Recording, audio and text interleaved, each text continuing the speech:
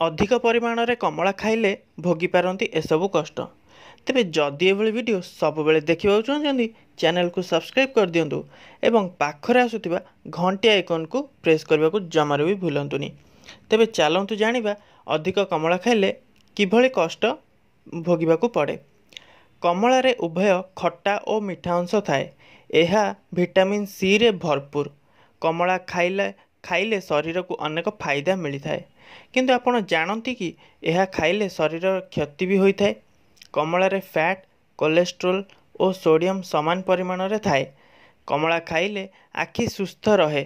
ମାତ୍ର ଅଧିକ ମାତ୍ରାରେ କମଳା ସେବନ କଲେ ଓଜନ ବଢ଼ିବା ଓ ମୁଣ୍ଡ କୁଣ୍ଡେଇ ହେବା ସାଙ୍ଗକୁ ମୁଣ୍ଡ ବ୍ୟଥା ହେବା ଭଳି ସମସ୍ୟା ବି ଉପୁଜିଥାଏ। ଅଧିକ ପରିମାଣର କମଳା ଖାଇଲେ ଦାନ୍ତର କ୍ଷତି ହୋଇଥାଏ। କମଳାରେ ଥିବା ଅମ୍ଳ ଦାନ୍ତଗୁଡ଼ିକର ଏନାମଲରେ ଥିବା କ୍ୟାଲସିୟମ୍ ସହିତ ମିଶିଲେ ଭୂତାଣୁ ଜନିତ ସଂକ୍ରମଣ ଘଟିଥାଏ।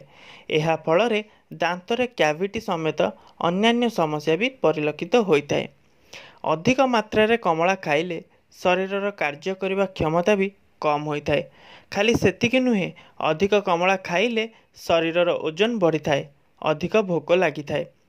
ମନେ ରଖନ୍ତୁ, କେବେ ହେଲେ ଖାଲି ପେଟରେ କମଳା ନ ଖାଇବା ଭଲ, କାରଣ ଏହା ଦ୍ୱାରା ଶରୀରରେ ରକ୍ତ ସୁଗାର ସ୍ତର ବଢ଼ିଯାଇଥାଏ।